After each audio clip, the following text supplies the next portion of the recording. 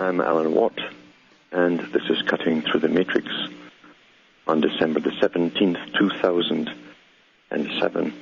Newcomers, look into cuttingthroughthematrix.com for lots of information which hopefully will try and bring you into a reality, a different reality than the one, a higher reality than the one you're in. When you're in, it's primarily indoctrinated illusion.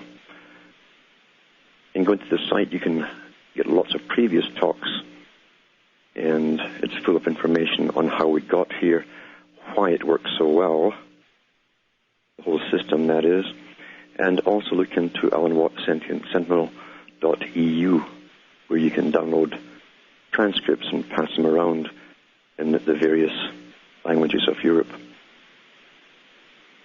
It's interesting to watch the spraying in the sky is still going on, of course. It's a done deal. There's an oversight committee on aerospace and the Pentagon and so on, where they've admitted they're doing this. And one side of their mouth, they're talking about saving us from global warming. And on the other hand, they talk about the military purposes that it has. And of course, it's the latter that's really true, because it's being used to modify the weather and convince you there's a big crisis in global warming, and we must all react accordingly as we get conditioned into a completely new way of living or existing, because the world they're bringing in is going to be one of your own servitude. You'll serve the system. Servitude is a key term they're all using today. Tonight, the weather plummeted to minus 12 Fahrenheit. It's minus 24 centigrade. And I think all Canadians and some of the North Americans, ones to the north of the border there, should all get together and complain to the military-industrial complex, because we're paying the biggest carbon taxes and so on for Kyoto. And where is our share of global warming? Where has it gone? We aren't getting value for money. We're getting frozen up here. So we should all get a big organization together and complain to all the politicians to make sure we get our warming and representation for all this taxation, because it's freezing right now. And as we go through all these changes, these condition changes, we'll be conditioned all our lives. From every program you've watched, every cartoon you've watched, every nature program, love the animals, love the trees, all that stuff. We've all been conditioned to our present state, which is a form of la-la land, with big boys have us conditioned, ready to go into the new system of almost an earth worship. We must save the earth at all costs. And that sounds all nice and wonderful. After all, it is your home. But the ones behind all this and telling us to do it are the same foundations that run the corporations that exploit the planet Earth and have moved vast mountains in order to get certain minerals and laid waste to various jungles down through the last few centuries. It's the same boys who are pushing this greening movement, because the greening movement is a form of straitjacket. We'll all have to live accordingly to the new system, where we have to serve the poor old planet. And then they'll give us our new priesthood, which will be comprised of technocrats and bureaucrats who run it all for us. And we'll all bow down to them. We'll bow down for our food, our water. We'll bow down for our existence to these new priests who are coming along. They're already set up, in fact. Most folk quite enjoy it. Back with more after the following messages.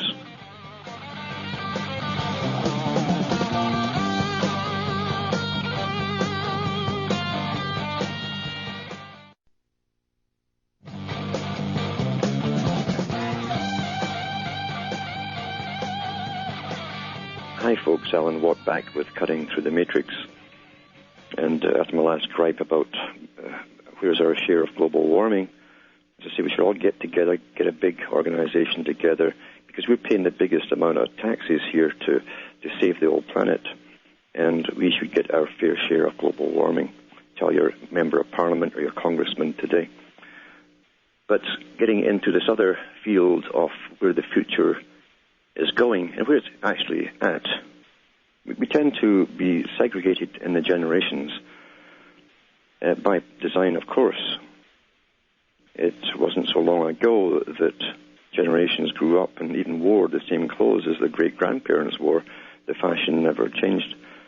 All of that's a fairly recent phenomena in the course of history. We have been guided or shepherded along in not haphazardly, but in a planned way, because the elite said a long, long time ago the biggest problem they had was to control the minds of the population.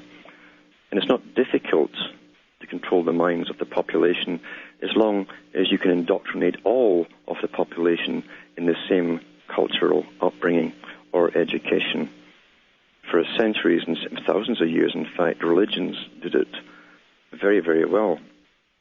And you'd bounce off your opinion of the world and your immediate environment to those around you, and they'd bounce it back. And you tend to all agree because the only information you had about reality at all came from your religion, which was indoctrinated into the culture itself. So everyone would agree with you. Everyone would agree with you that hell was down there somewhere, and if you were bad, you'd burn forever. And if you're good, you might just get a chance to go up into the clouds and become a musician and play a harp and stuff like that. And everyone would nod their heads and agree. So it's simply gone on a step further. We have a better scientific indoctrination today. And the movie Matrix wasn't just a happenstance movie where people fought battles inside the programs of the internet. It's actually a goal. Now, I've talked before of how the Pentagon and CIA and all the combination of the secret services of the world, really at the top, and all the top countries, are working towards this agenda to rob the minds of the public, what's left of them, and bring them into the next step, which is a virtual reality world, not a real world, but an almost real world, a parallel world coexisting. And people will be enticed initially into this world until you can't do anything without going into it. It'll become your real world for you, the only one you'll imagine.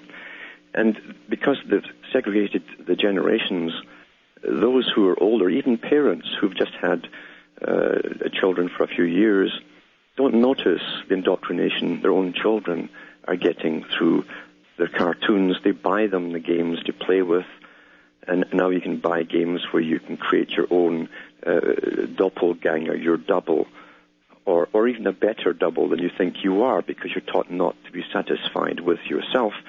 So they go into these games and they can build a composite of the character that they want to be. Look at all the movies that have been churned out of Hollywood.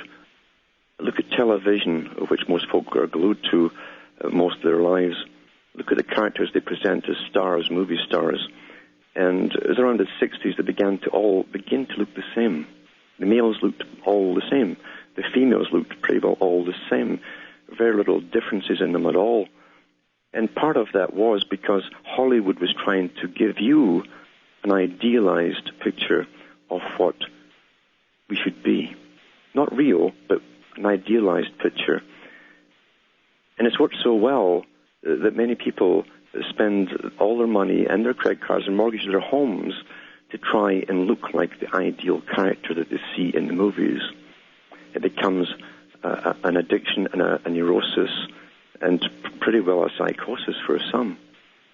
You can see that their faces are wasted away with so much plastic surgery.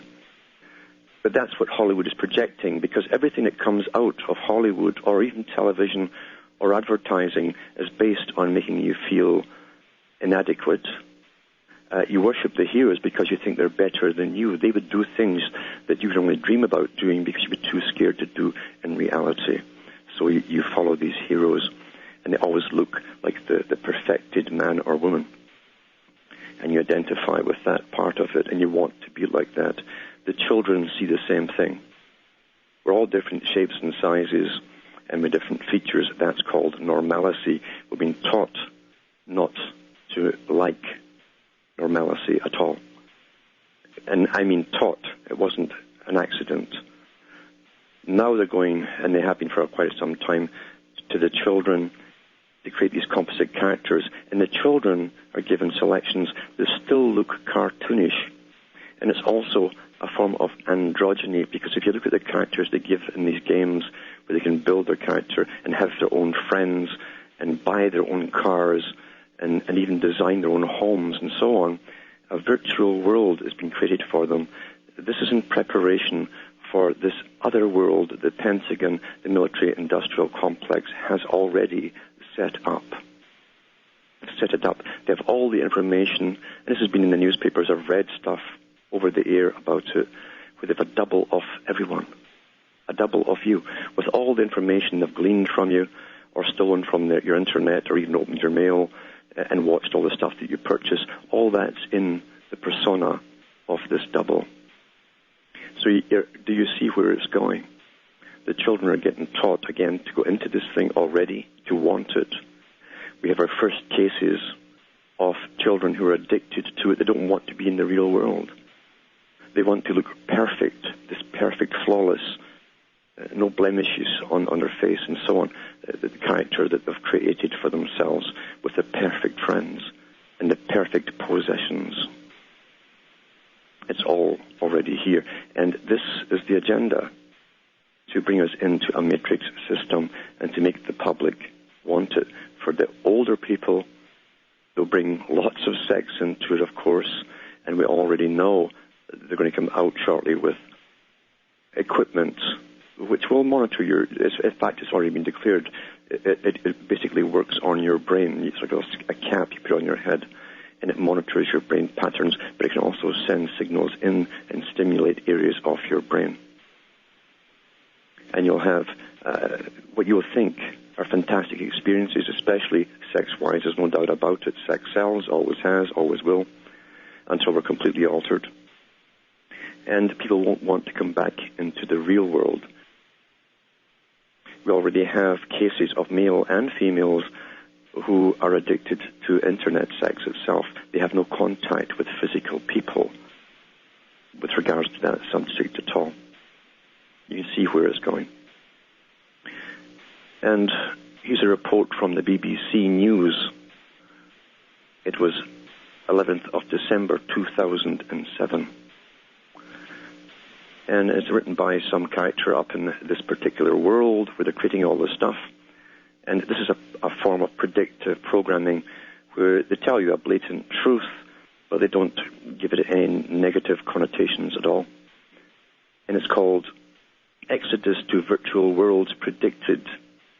The appeal of online virtual worlds such as Second Life is such that it may trigger an exodus of people seeking to disappear from reality. And again, here's that term, the holy term you've been taught is holy. An expert on large-scale online games has said. Virtual worlds has seen huge growth since it became mainstream in the early years of this decade, developing out of massive multiplayer role-playing games. So it's role-playing games, you see. It says, and the online economies in some match those of real-world countries. Again, a duplicate. Their draw is such that they could have a profound effect on some parts of society. Edward Castronova, I love the names they give these people, Edward Castronova, Associate Professor in the Department of Telecommunications at Indiana University, told BBC World Service's Digital Planet program. I think I'm going digital. My guess is that the impact on real world really is going to involve folks disappearing from reality in a lot of places where we see them, he said. Varying involvement, Dr. Castronova, who's written a book on the subject, one of many, I'm sure there's a whole plethora of them emerging on the shelves right now, written a book on the subject entitled Exodus to the Virtual World.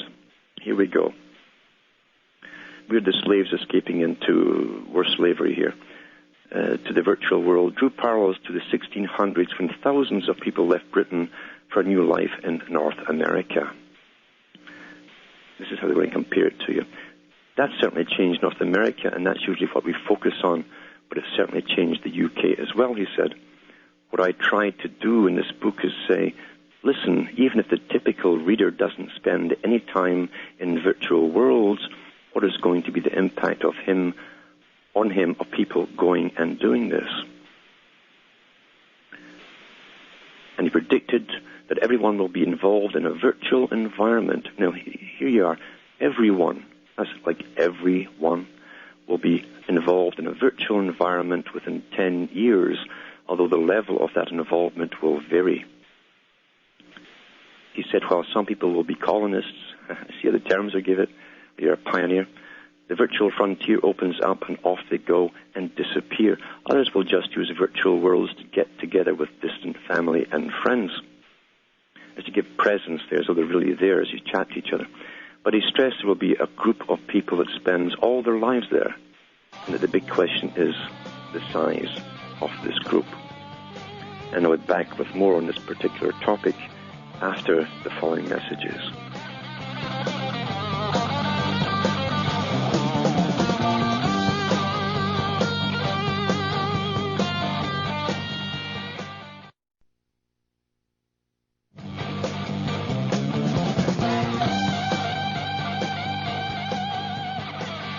Hi, Alan Watt. We're back with Cutting Through the Matrix and exposing this matrix. It's pretty well here already. Whenever they announce something that's coming, it's here. And believe you me, there's nothing to iron out. There's no bugs to iron out in it. It's all been done a while ago. That's how it's always done. We're the last to be told any truth. And we're told through little exposés like this one, the one that's been printed at the BBC and published, and the book that this particular character is flogging to us, predictive programming. It says here, escape and refuge. The appeal, he said, is not for those in a good job, but for those working low-paid, low-skill jobs. You know, the losers, he's telling you here, that's what this means. It's like a fix-up house or a handyman special. It means you're a loser. That's what they mean by that. Would you rather be a Starbucks worker or a starship's captain, he said. Oh, my goodness, what a choice to make, eh? I wonder what one I'd pick. But he also stressed that since virtual worlds are social, he sees increased interaction in them as a step forward.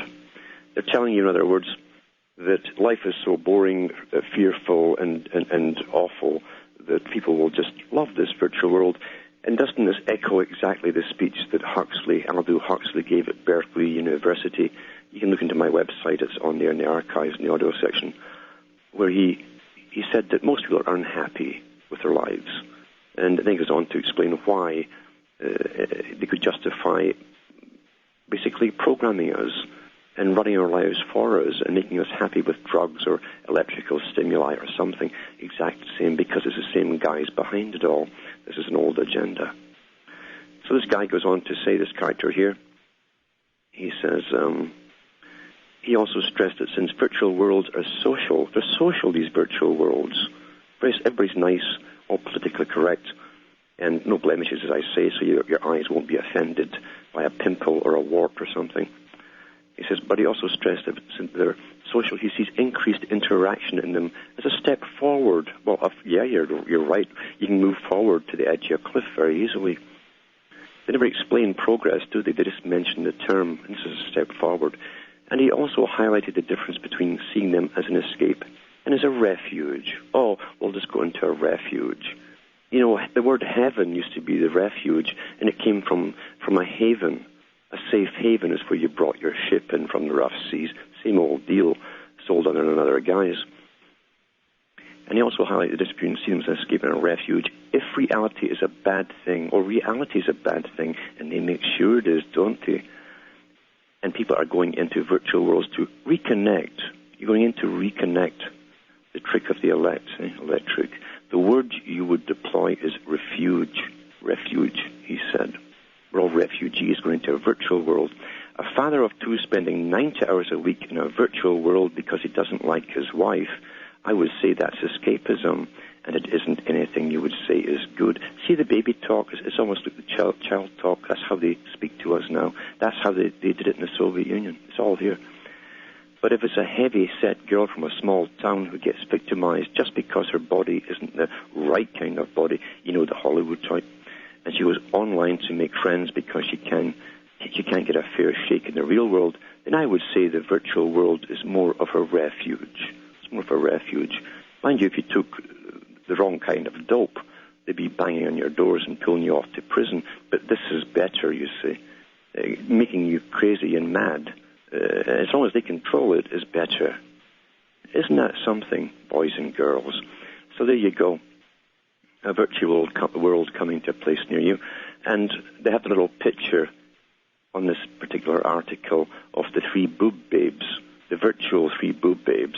They're all perfect. As I say, there's not a hair out of place. There's not a blemish on the skin. They're all just so perfect. You see, something you can't have in the real world. So we'll see how many refugees there are that escape into this, and I do predict there'll be lots of them. And the more they step up the fear factor, and this is the key to it all, they create our system, they keep us under stress, and people will go into this in droves as predicted. Now we've got Timothy from Massachusetts on the line. Are you there, Timothy? Hey, Alan. Hello.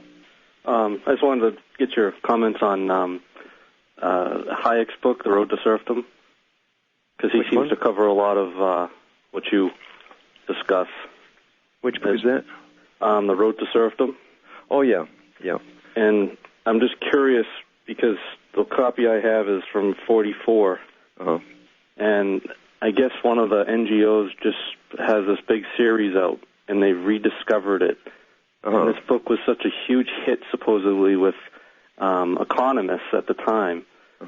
And if you read the book, it's really got nothing about that. And it's just completely is, the chapters in there are why do the bad, worst people rise to the top, and, the rule of law. And, and it takes a lot of reading to get through it because, of course, it's, written so sheep like me don't understand it. But I just was curious if you had read it and what your comments were on it.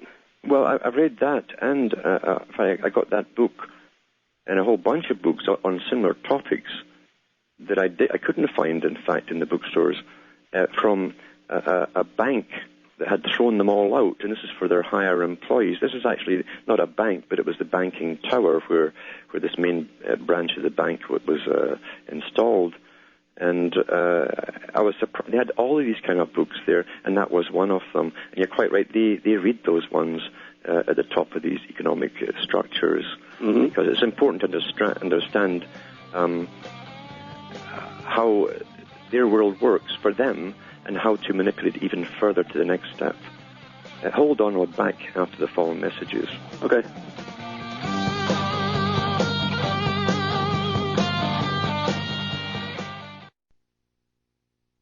You're listening to the Republic Broadcasting Network, because you can handle the truth.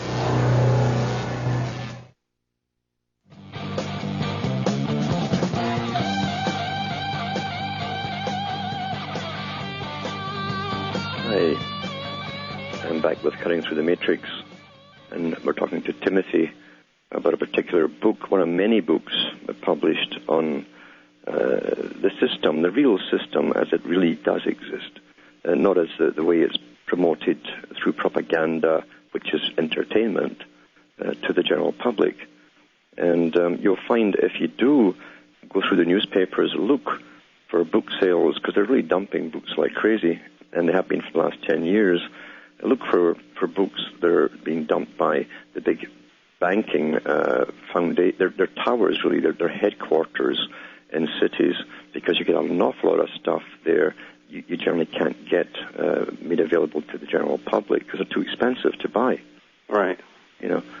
Some of the books out there, are $500 even for a new copy or a reprint. Because the masses aren't supposed to be reading that stuff. Yeah, that's right. And you'll find the same thing with some of the books for Bertrand Russell and others of that ilk. There's a foundation, and they give out new books, and it'll cost you $500-600 for one paperback. Mm-hmm. Because, you're not supposed to read the kind of material when they talk to their own peer group. That's for their peer group, and it's dangerous reading material for the general public if they can understand it. And I had, well, I always get a lot of questions, but I mean, I've, been doing a lot of reading myself, and I just don't understand really what we're supposed to do. I mean, my only conclusion I've come to is knowing how it works is better than going through life, following your shepherd blindly, I guess. Yeah. Yeah, most people are literally going from a conditioned physical world, where they've already been conditioned not to ask questions and not to even notice what's really around them, one virtual reality into another virtual reality. Only this time you'll leave your body behind. Your body is going to be a battery. That's how it will be used. You'll be a robot that they can then use to do any function they wish, and you will never know what's happening. You'll be in the other world, having a great old time to yourself, you think. And that's on the cards. So if they can make people unhappy enough, they'll go towards this in droves. And they already are doing it to the children. There's games there, it says, create a 3D avatar. Hang out with friends. You make the friends who they are. You create them.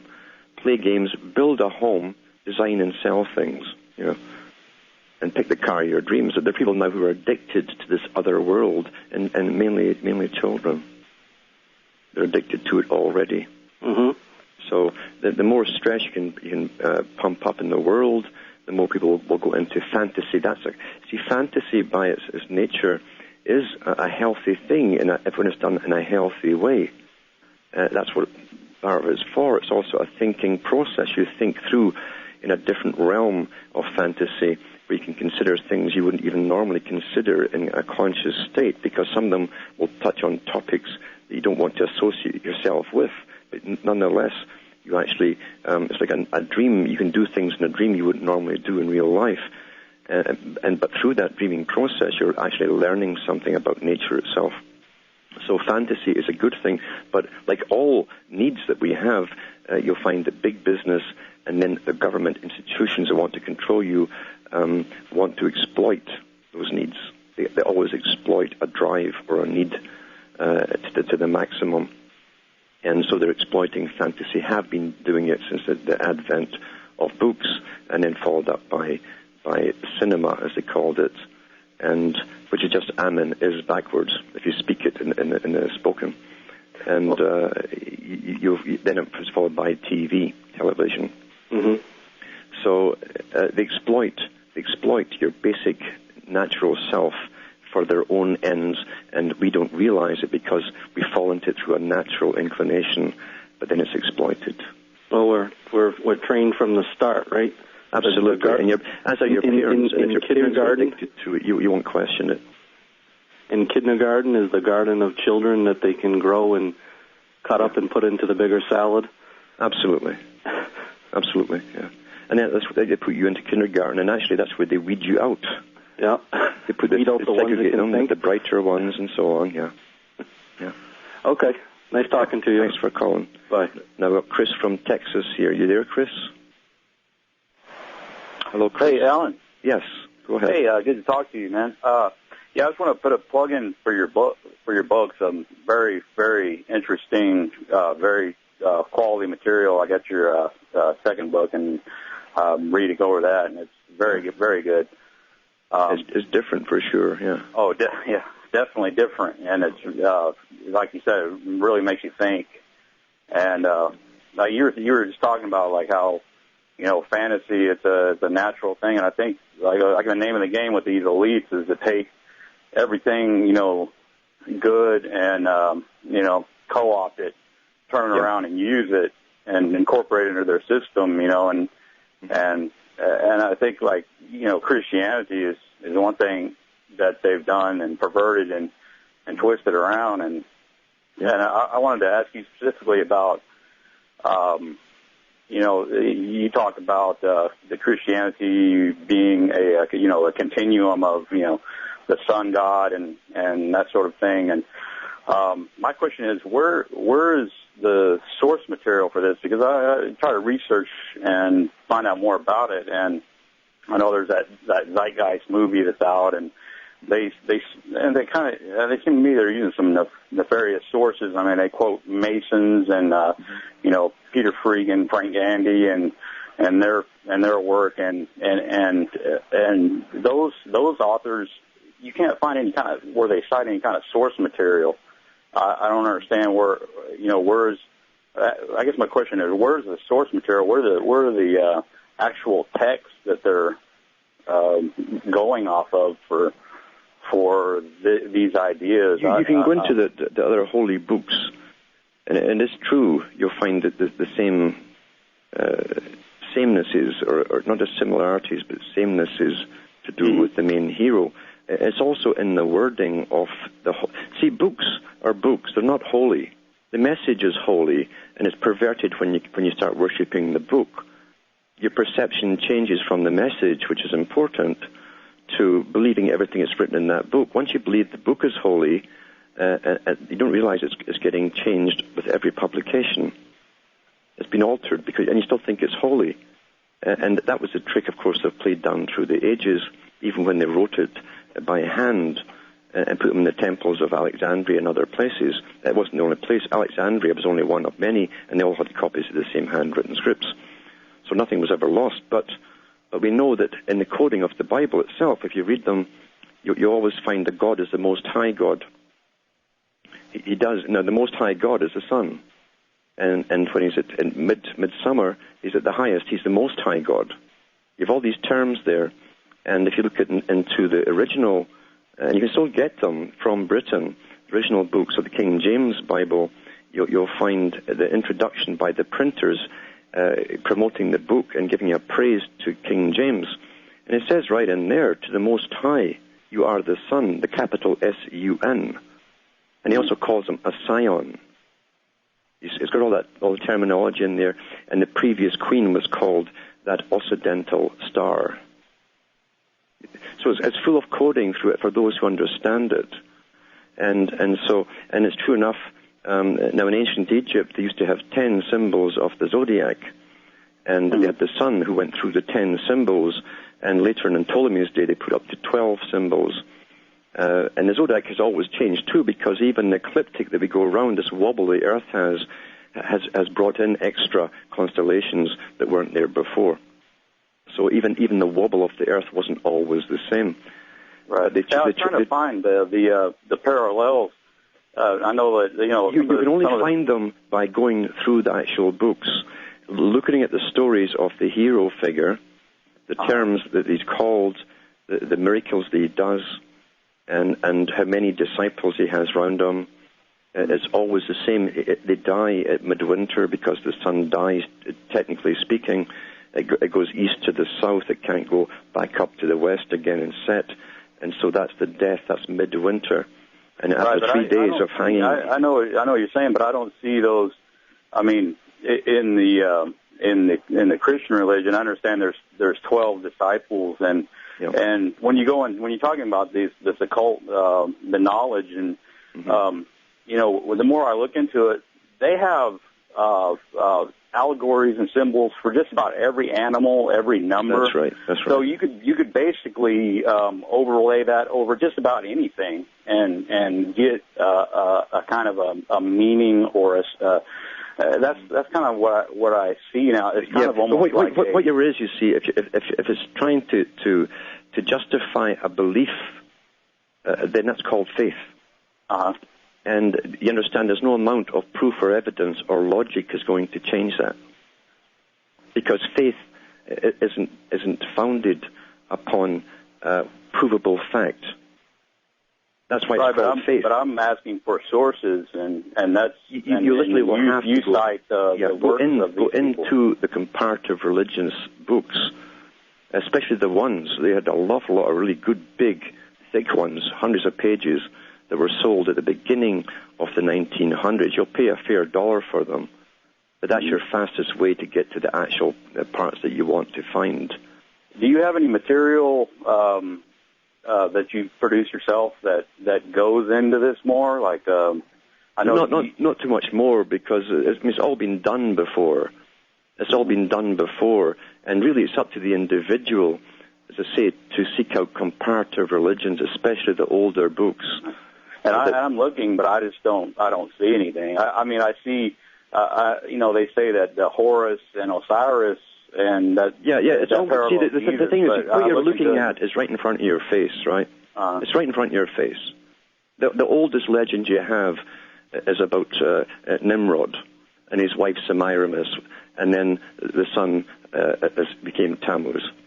And yet the same story with Osiris and his wife Isis, who's always his sister wife, and the son Horus again. They say he was born of a virgin, but it's all the same stories. It's all the same stories. It's over and over again, and that cannot be denied. It cannot be denied, you know.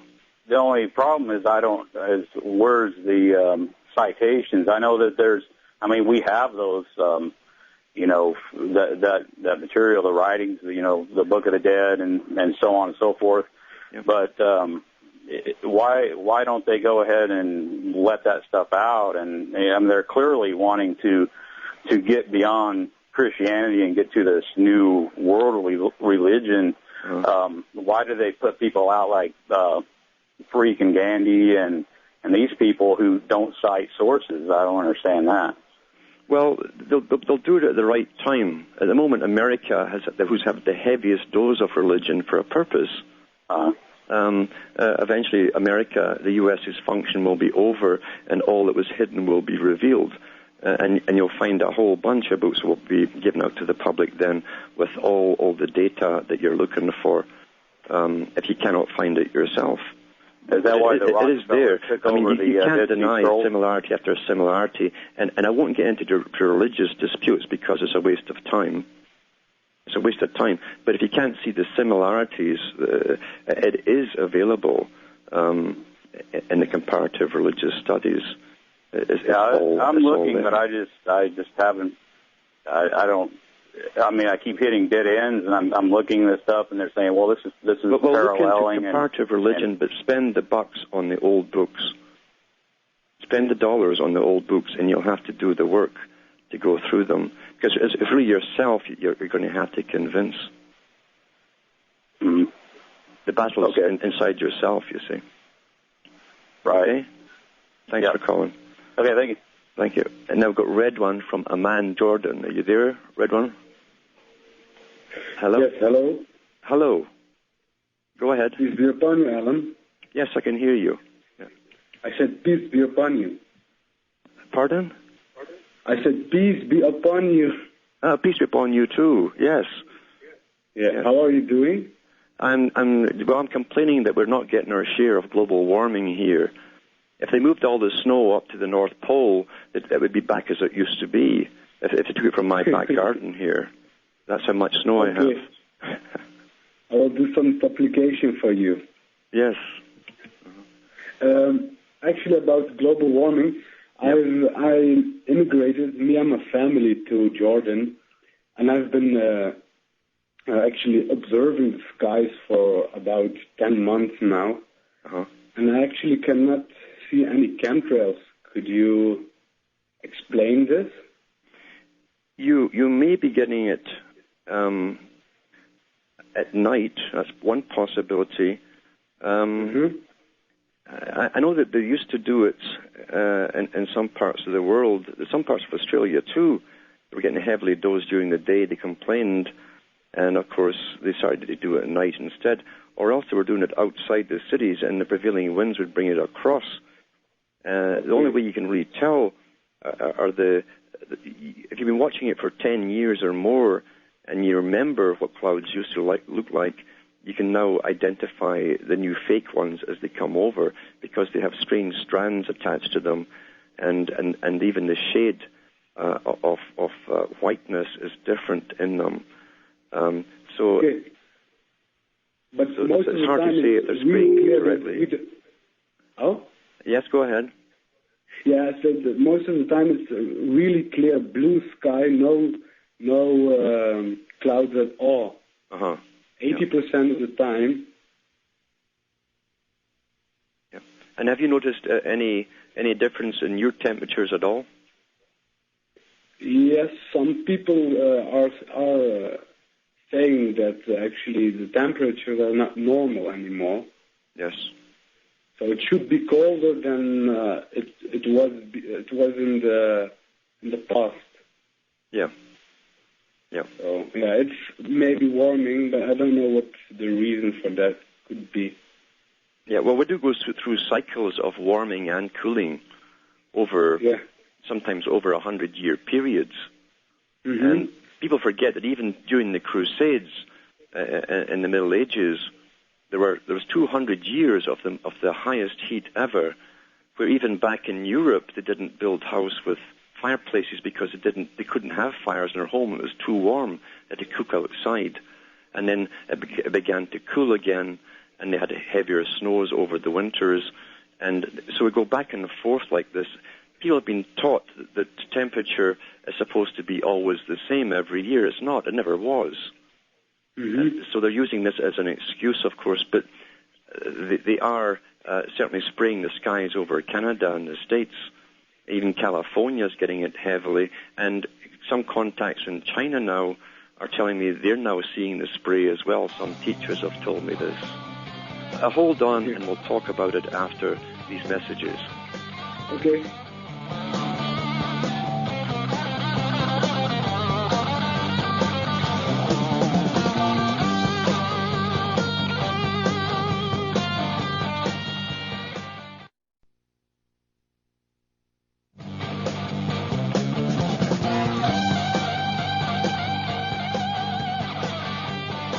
Hi, I'm Alan Watt, and we're cutting through the matrix. And we've read one from a man, Jordan, on the line here, talking about this lack of spraying in his particular area. And I know that China initially hadn't been done. Some of the countries that did not sign the Open Sky Treaty were not being sprayed. But even the countries in Europe, like Switzerland, that didn't sign it, are getting stuff coming in from other countries now, so they can't even escape it. And one of the symptoms I noticed here is even when the sky was blue, around the horizon, there's a white haze all along the horizon, and that was another telltale sign that the polymer type mix, which is very almost like looking through polythene, clear polythene, was in the air. So I don't know if you've noticed anything like that at all. Yeah, maybe. But could it not be that because this is the capital city of Jordan and the king and some other elitists are living here, they're getting less? It could very well be. It could very well be because that whole area is going to be built up. It already is up and through the Gulf. They're going to build all the way up right into that area as a new place for the wealthy ultra elite of the world to live in the next 10, 15 years as the Western world goes downhill. So that could be possible. Okay, because I heard you saying this in one of your blurbs, on one of your radio shows. Yes. Yeah. Because of the huge, the building of huge airports. Yeah. Yeah. Okay. Yeah, lots of, and even Halliburton took up from Texas and moved over to Dubai, I think it was, they went to. So yeah, there's a lot of plans for the Middle East completely, and a lot of the Arabic countries to do with the wealthy building the brand new cities. And as I say, it makes perfect sense as Europe starts to go down. They're projecting riots and stuff here because eventually the food and everything will go out of sight. Fuel would be so expensive they can't afford it. So the whole way of living is to be brought down in the Western world, and they want a refuge for themselves to go. They'll use our tax money to build it, of course, for themselves, as they always have in the past. Yeah, because I see that the government is changing from the dollar to the euro. One of those signs is that they are changing their police cars from American brand to German brand. Yes. Mm-hmm. Yeah, and again, all that was predicted a long time ago by the ones who planned it. So nothing will come as a surprise, although they'll tell the public it's a period of instability, but in reality it was all planned this way. The big boys would never, ever sign the GATT treaty and all the other treaties to give all our industry away to China without foreseeing what was going to happen down the road. So it's all planned together, of course. We're already under a global system. Yes. Yeah. I wanted to go back to the main subject of this radio show, was the brain chip, virtual reality brain chip. Yeah. Yes. I had a theory I wanted to share with you. Would you like me to tell it in short? Sure, yeah. I've been studying the religion, and then I tried to get the factual facts actually into it. And then I found out that actually history is always repeating itself. Yeah. Yeah, you're right in that. In fact, we could talk about that next week. And I've still to call you back, by the way. I will do it. I'm so far behind and stuff. I'll get back to you. Yeah, I know. From Hamish,